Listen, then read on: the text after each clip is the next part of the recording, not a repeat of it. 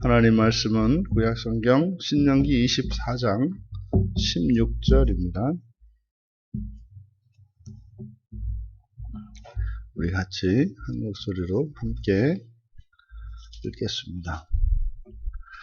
아버지는 그 자식들로 말미암아 죽임을 당하지 않을 것이요 자식들은 그 아버지로 말미암아 죽임을 당하지 않을 것이니 각 사람은 자기 죄로 말미암아 죽임을 당할 것이니라. 아멘.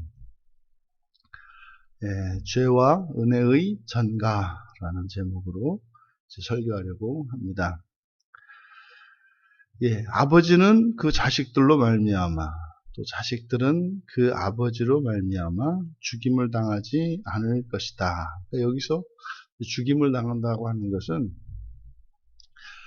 심판의 형벌로서의 죽음, 그러니까 사형을 말하는 거죠. 그래서 이것은 죽임, 이 사형을 언급함으로써 일체의 모든 죄에 대한 죄된 그 범죄 행위에 대한 그 처벌은 당사자에게만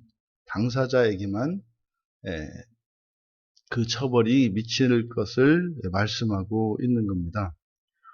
지금 우리들이 이렇게 보기에는 그냥 당연한 것 같고 이게 합리적이고 공정한 것처럼 보이겠습니다만 이때 당시의 고대 근동의 이런 법들은 이게 각 사람의 죄에 대해서 자기가 책임지는 이런 시대가 아니라 이때는 이게 연좌제죠.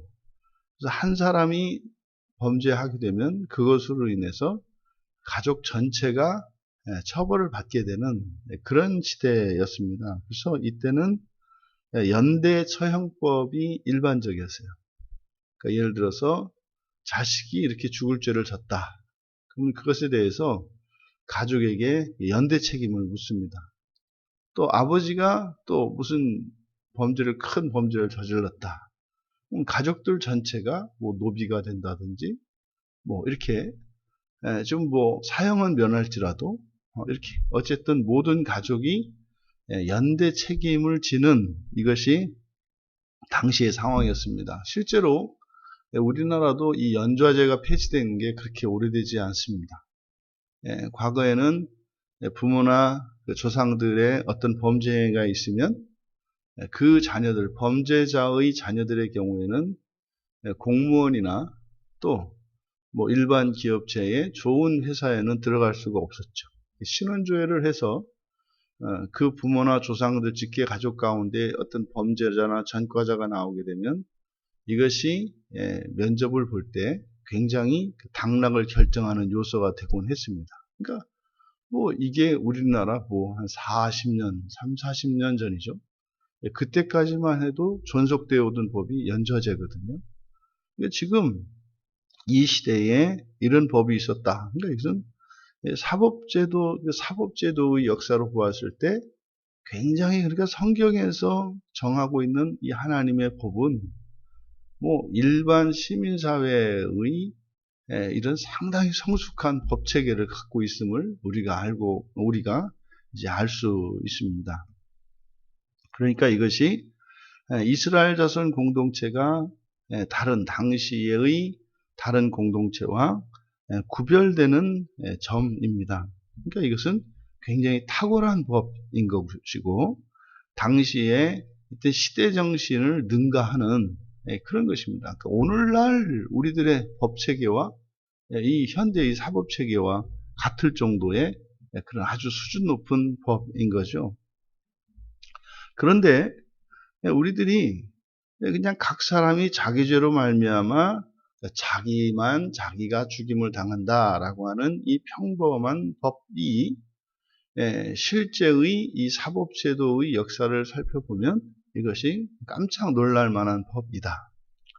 근데 또 하나는 이제 이것을 우리의 신앙과 관련하여 이 말씀을 우리가 들여다보면 여기에서 이제 우리가 의문점이 듭니다. 그러면 아버지와 자식 사이에도 죄의 연속성이 없습니다. 그러니까 이것은 범죄인 거죠, 범죄. 근데 문제는 성경에서 아담 한 사람의 죄로 말미암아서 그것이 아담과 같은 죄를 짓지 아니한 자도 사망이 왕노릇한다. 로마서 5장 14절에서 이렇게 밝힌다고요. 보통 이것을 우리가 원죄라고 합니다. 이미 어머니의 뱃속에 있을 때부터 우리는 죄인이었다. 이렇게 얘기를 한단 말이에요. 그러면 지금 성경에서 말씀하는 바가 이게 이해 충돌하지 않는가? 어떤 것은 그냥 자기의 죄는 자기가 지는 것이고 아버지의 죄가 자식에게로 물려지지 않고 자식의 죄가 아버지에게로 책임져지지 않는다고 하는 것이 이것인데, 근데 성경은 그렇게 이야기하지 않는단 말이에요. 또 한편으로는. 그럼 이 문제를 우리가 어떻게 이제 풀어야 하는가?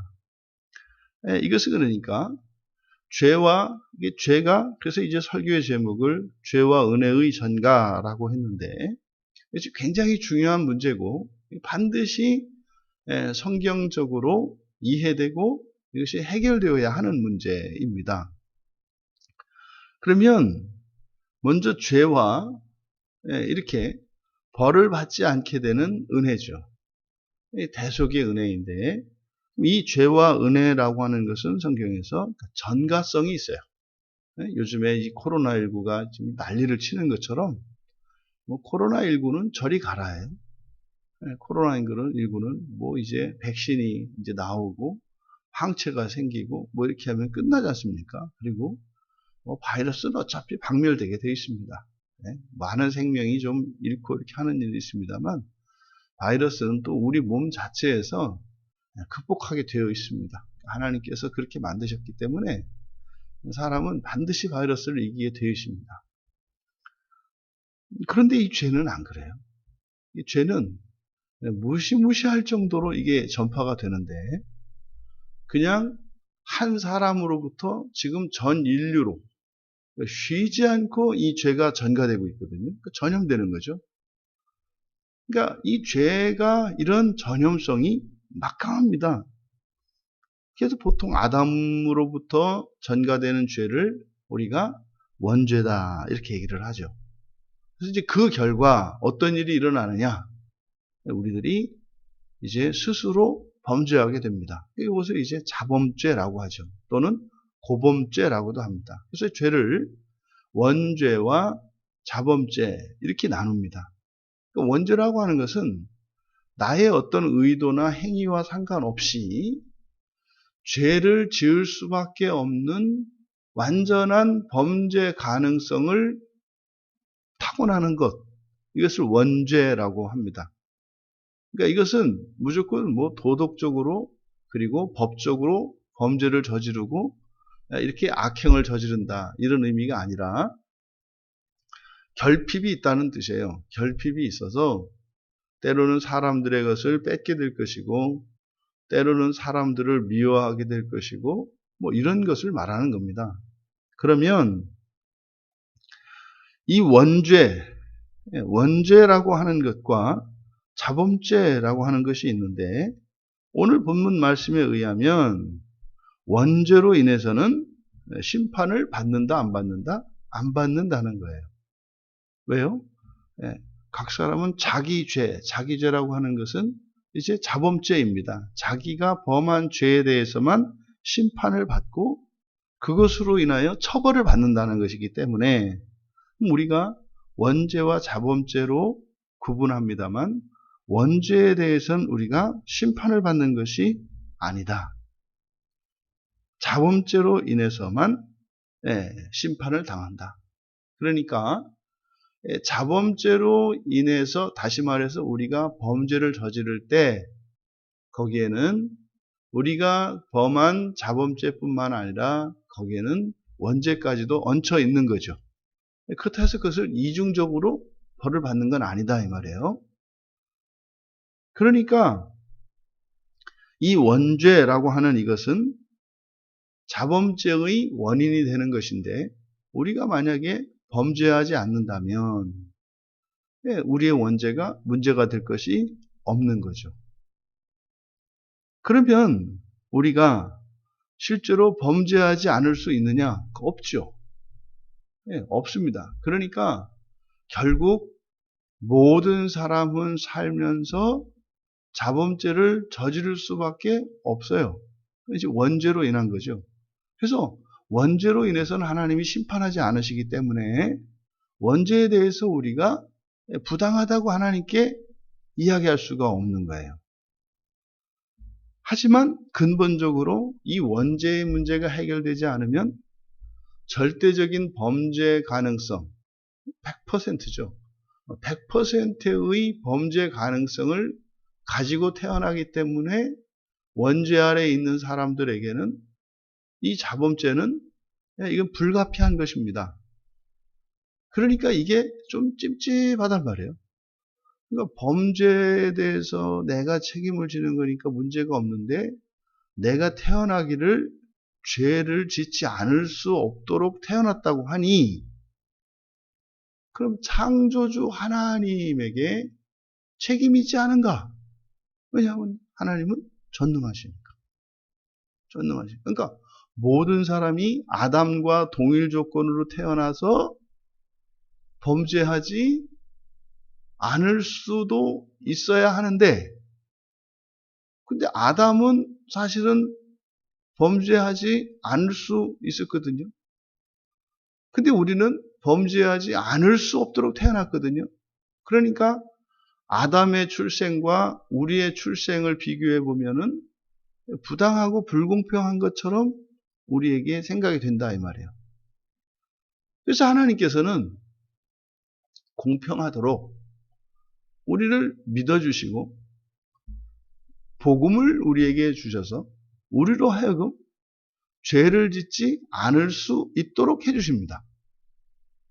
그것이 우리가 예수를 믿고 그러면 예수를 믿음으로 이제는 예수 그리스도의 의가 우리에게 전가돼요. 마치 지우개로 이제 우리에게 있는 원죄를 이렇게 지우는 겁니다. 그러면 우리에게 있는 의가 이제 그리스도의 의가 우리에게 전가되어서 이제는 우리도 죄를 짓지 않을 수 있게 되었습니다. 근데 이렇게 돼도 아직도 불공평합니다. 왜냐하면 아담은 죄를 짓지 않을 수 있었습니다만 사실 죄를 지을 수 있었습니다만 아담이 죄를 짓는 일은 굉장히 어렵습니다. 아담이 죄를 짓는 것은 우리가 죄를 안 짓는 것과 그 확률이 같습니다. 그러니까 아담이 죄를 짓는 것은 우리가 죄를 짓지 않는 것과 같은 정도의 확률이에요. 그러니까 아담은 사실은 우리가 하나도 죄를 짓지 않는 것이 아담에게는 딱 한 번 죄를 짓는 것과 같다고요. 그러니까요, 불공평하잖아요. 아담은 죄를 짓기가 어렵고 우리는 죄를 안 짓기가 어렵다고요. 그러니까 이게 형평성이 맞지 않지 않습니까? 그래서 하나님께서는 복음을 받은 우리들에게 또 구약의 하나님 백성들에게 이것을 공평하게 맞춰주시기 위해서 회개할 수 있도록 그래서 대속의 법을 주셨어요. 대속할 수 있는 법을 주셔서 그러니까 우리는 죄를 짓지 않기가 그렇게 어렵고 죄를 짓기가 너무나 쉽기 때문에 그래서 죄를 지었을 경우에 그때는 구약의 백성들에게는 제물에게 죄를 전가하여 그 제물을 죽임으로써 그 범죄로 말미암는 죄책, 그러니까 벌을 받아야 하는 죄책을 그 제물을 죽임으로써 죄책을 없이 하셨습니다. 그러니까 좀 복잡합니다만 아담과 하나님의 말씀을 받아들이고 믿은 자들은 사실은 이제는 부당하다고 할 수 없고 오히려 이제 하나님의 복음을 가지고 있는 우리들이 아담보다 훨씬 유리한 상태가 되었습니다. 왜요? 우리는 회개하면 범죄한 것도 범죄에 대한 죄책이 사라지기 때문입니다. 그리고 아담은 죄를 지을 수 있었습니다만 이제는 우리는 죄를 짓지 않을 수 있게 되었습니다. 물론 확률적으로는 죄를 지을 확률이 매우 높고 가능성이 여전히 거의 100%에 가깝습니다만 죄를 짓지 않을 수 있는 힘을 주셨고 또 죄를 짓더라도 그 죄를 대속해 주시는 은혜를 주셨기 때문에 결단코 아담에 비해서 우리가 불리한 위치에 있지 않다. 오히려 더 유리한 위치에 있다. 그래서 이 원죄가 우리가 하나님께 이렇게 불평을 하거나 부당하다고 하나님께 잘못을 전가할 수 없게 합니다. 이것이 대속의 은혜인 거예요. 그렇다면 왜 하나님은 어쨌든 그냥 똑같이 간단하게 아담처럼 그냥 계속 똑같이 찍어내셔서 그냥 똑같은 동일 조건에서 우리는 더 좋은 것도 원치 않는다는 거죠. 아니 뭐 더 좋던 이것도 원치 않는다. 그냥 똑같이만 해달라. 이렇게 이제 우리는 주장을 하는 거죠. 근데 하나님께서 그러면 왜 똑같은 동일 조건 하에서 사람들을 이렇게 하지 않고 왜 다르게 했을까? 하나님이 보시기에는 그것이나 공평한 거예요. 이렇게 하나 저렇게 하나 공평한 거라고요. 그러니까 이것이 사람의 일로 보면은 똑같지 않거든요. 근데 하나님이 보시기에는 왜 아담과 우리가 더 공평한가? 제가 이제 설명으로 결코 우리가 아담보다 우리가 더 불리하다 이런 거 아닙니다. 오히려 더 유리합니다. 이렇게 얘기를 했습니다만 우리는 계속 주장할 수 있는 거예요. 누가 더 유리하게 해달라고 했냐? 똑같이만 해달라고 그랬지. 이렇게 주장할 수 있는 거예요. 그럼 이제 아담이 또 얘기할 거 아니에요? 왜 그럼 나는 또 쟤네들보다 그럼 왜 나를 불리하게 했는가? 이렇게 얘기할 거란 말이죠. 근데 하나님은 공평하다고 말씀하신다 이 말이죠. 그러니까요. 사람으로서는 공평할 수가 없어요. 사람으로서는 공평할 수 없어요. 지금 여기 계신 여러분들을 살펴보세요. 여러분들이 공평하십니까? 하나님이 과연 공평하시냐고요? 여러분들이 지금까지 살아온 각자의 인생이 있는데 공평하냐고요? 공평이 아니라 똑같은 걸 우리는 요구하는 거죠. 이 세상에 똑같은 사람이 있냐고요? 쌍둥이도 다르다니까요? 쌍둥이들도 물어보면 이 다음에 크면은 서로 차별받았다고 얘기를 하잖아요. 쌍둥이도. 그뿐입니까? 뱃속에서 나올 때부터 뱃속에서부터 싸웠다는 거 아니에요, 쌍둥이가. 그러니까 똑같은 건 없어요. 근데 하나님은 공평하다 그래요. 사람으로서는 공평할 수가 없어요. 근데 참으로 하나님이 공평하시구나. 이걸 우리가 깨닫게 되는 날이 오죠. 그게 언제입니까? 부활 때입니다. 부활 때에 하나님이 참으로 공평하시구나 하는 것을 깨닫게 되고 천사들조차도 그것을 깨닫게 됩니다. 그게 부활의 때입니다. 그럼 어떻게 이런 일이 일어나는가? 바로 이것이 전가교리입니다. 전가교리. 그래서 아담으로부터 그 죄가 모든 후손들에게 전가되어서 그 자손들은 아담이 범죄함으로써 그의 본성 안에 있는 그 죄성이 모든 자손들에게 피를 타고 전가가 됩니다. 언제죠? 그러면 부활에 이르기까지 어떤 일이 일어나느냐? 바로 아담 한 사람으로부터 죄가 모든 인류에게 전가된 것처럼 둘째 아담이신 예수 그리스도, 둘째 아담이다라고 하는 의미는 두 번째 새로운 인류를 말하는 것이에요. 아담은 첫 번째 인류를 말하는 것이고 예수님은 두 번째 새로운 인류라는 뜻이에요. 둘째 아담. 그러면 예수님으로 말미암아 이제는 의가 전가가 됩니다. 그러니까 이게 로마서 5장에 있는 말씀이란 말이에요. 로마서 5장에 14절의 하반절부터 아담은 오실자의 모형이라 이렇게 이야기하고 15절에 그러나 이 은사는 그 범죄와 같지 아니하니, 이것은 이제 그 범죄라고 하는 것은 아담의 죄로 말미암아 죄가 자손들에게 전가된 걸 말하는 것이고, 이 은사라고 하는 것이 무엇이냐 뒤에서 이제 설명을 하는데, 곧 한 사람의 범죄로 인하여 많은 사람이 죽었은즉 이제 예수님으로부터 일어나는 일은 더욱 하나님의 은혜와 또한 한 사람 예수 그리스도의 은혜로 말미암은 선물, 이것이 은사죠. 많은 사람에게 넘쳤느니라. 그러니까 더욱 넘쳤다. 무슨 말이냐면 아담으로부터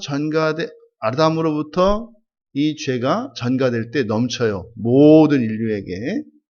그런데 예수 그리스도로부터 전가되는 의는 이제 또 반대로 거슬러 올라가는데 어떻게 해요? 더욱 넘친다라고 하는 것은 이 원죄는 위에서 아래로 흐릅니다만 예수 그리스도의 의는 위에서 아래로 흐를 뿐만 아니라 아래에서 위로도 흐릅니다. 이것을 더욱 넘쳤다 이렇게 얘기를 하는 거예요. 더욱 넘쳤다. 그래서 로마서 5장 18절에서 그런즉 한 범죄로 많은 사람이 정죄에 이른 것 같이 한 의로운 행위로 말미암아 사람이 의롭다 하심을 받아 생명에 이르렀느니라. 우리말 성경에 의롭다 하심을 받아가 아니라 그냥 의롭게 된 겁니다. 원문은 그렇게 돼 있어요. 그러니까 우리말 성경에 영어에서 이렇게 번역을 했기 때문에 그런 것인데, 의롭다 하심을 받아, 이게 그냥 의롭게 된 거예요. 한 사람 예수 그리스도의 의로운 행위로 말미암아 많은 사람이 의롭게 되어 생명에 이르렀느니라. 이때는 그 생명, 영생을 말하죠. 이것은 굉장히 중요한 교리고, 이것이 너무나 오랫동안 이 개신교 신앙 안에서 개신교 신앙을 가지고 있는 그리스도인들이 계속해서 던졌던 질문입니다. 복음이 들어오기 이전에 그러면 그 땅에 살았던 그들의 조상들의 구원은 어떻게 됩니까? 라고 하는 문제예요. 그럼 이것이 부당하지 않은가? 예? 우리나라에 200년도 채 되지 않았는데 복음이 들어온 지가. 그러면 그 이전에 살았던 사람들, 우리의 조상들이죠. 그러니까 어느 민족이나 그 복음은 유대인으로부터 시작이 됐거든요. 그러면 유대 민족과 완전히 교류가 없었던 그 이전의 시대에 살았던 사람들의 구원은 어떻게 되는가 하는 거예요. 성경은 정확하게 이야기합니다.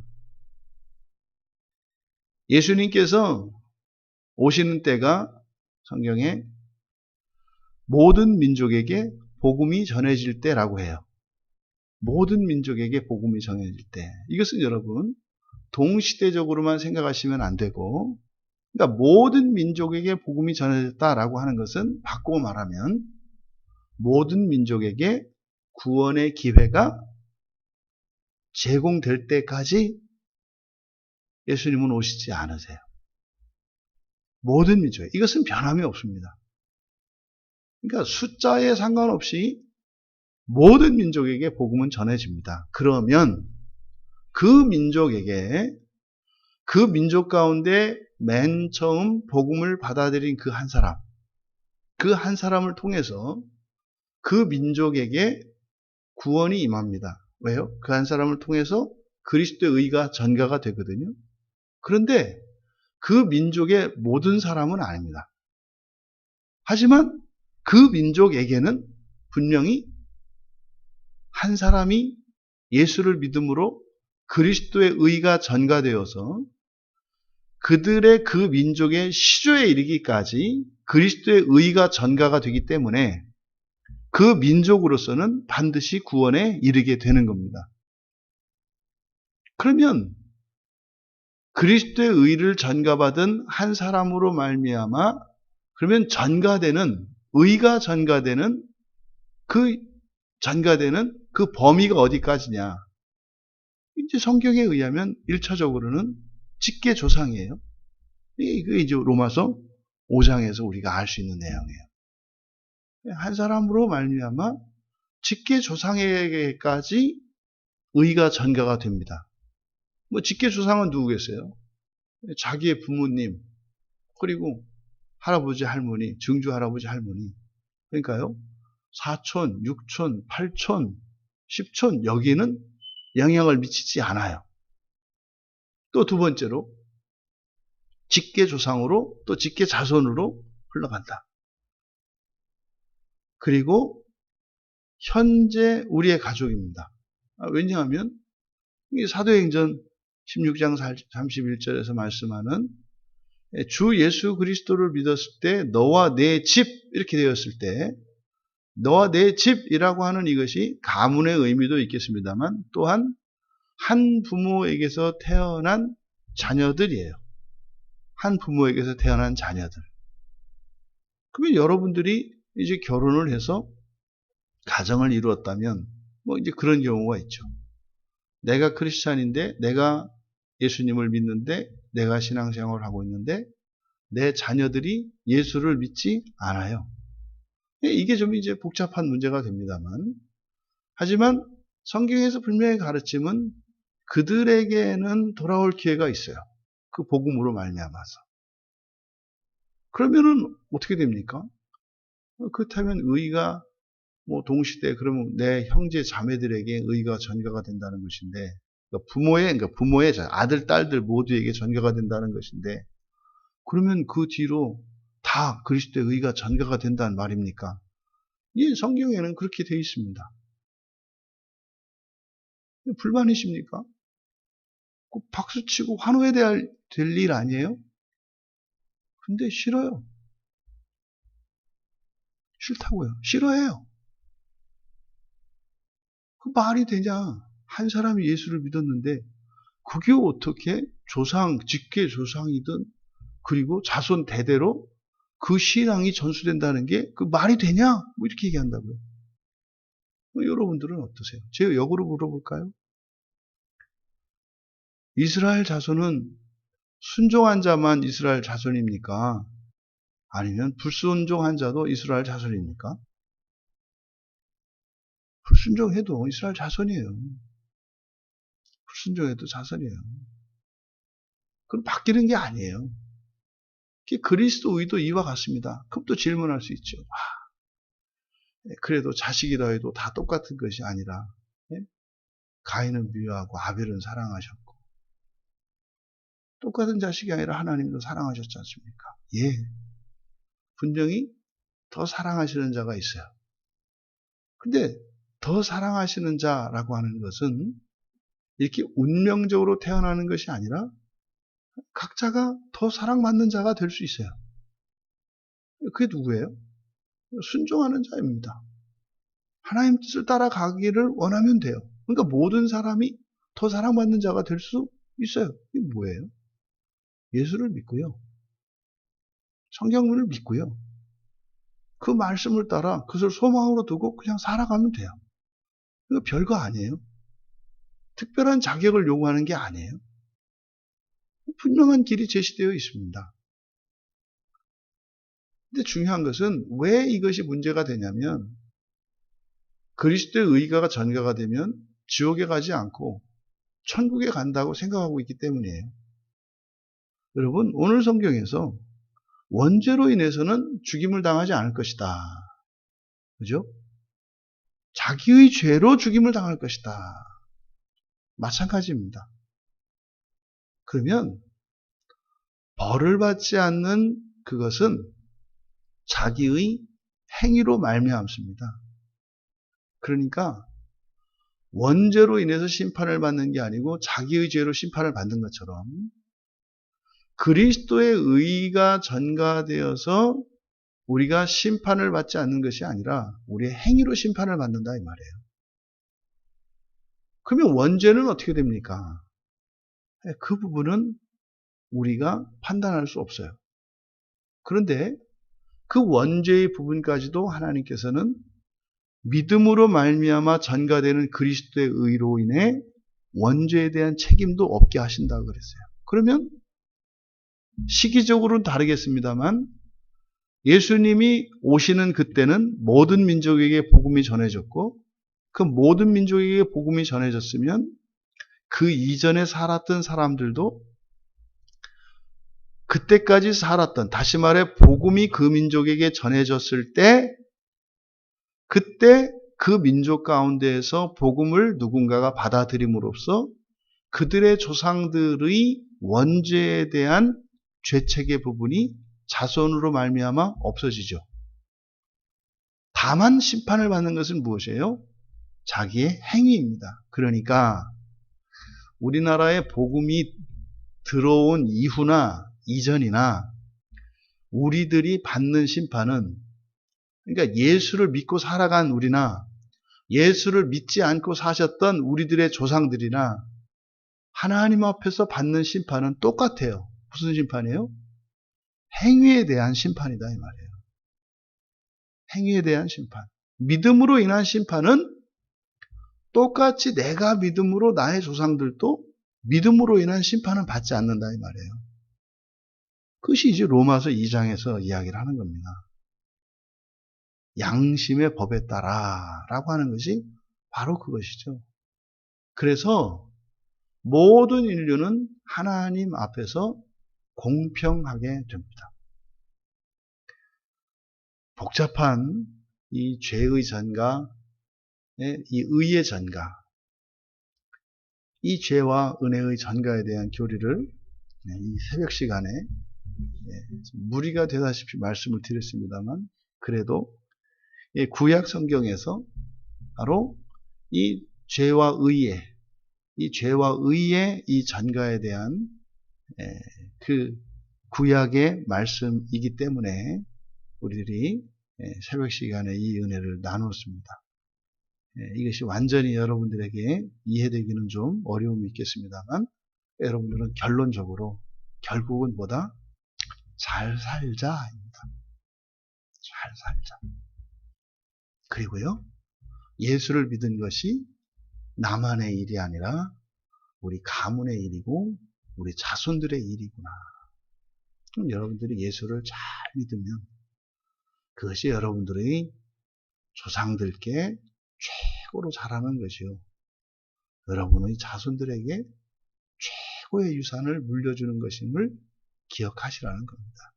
그래서 조금 더 게으르고 싶고 조금 더 벗어나고 싶을 때조차도 마음을 부여잡고 더욱 온전한 신앙인으로 살아가실 수 있게 되기를 주님의 이름으로 축원합니다. 존귀하신 하나님, 하나님의 은혜가 얼마나 놀라운지, 하나님이 참으로 공평하신 분이심을 오늘 말씀을 통하여 저희들이 함께 은혜를 나누었습니다. 저희들이 지나간 과거를 돌아볼 필요도 없고 우리의 미래와 우리의 자손들의 그 구원에 대하여 우리가 염려할 것이 아니요, 나에게 주어진 삶을 최선을 다하여 우리 주 예수 그리스도를 의지하고 살아가는 것이 나를 위해서뿐만 아니라 우리의 조상들과 우리의 자손들을 위한 최고의 삶인 것을 깨달아 우리의 현재의 삶의 무게가 더욱 커지게 하여 주시고 인생의 한 걸음 한 걸음을 더욱 신중하고 더욱 믿음 안에서 소망 가운데 살아가게 하옵소서. 감사하며 예수님의 이름으로 기도하옵나이다. 아멘.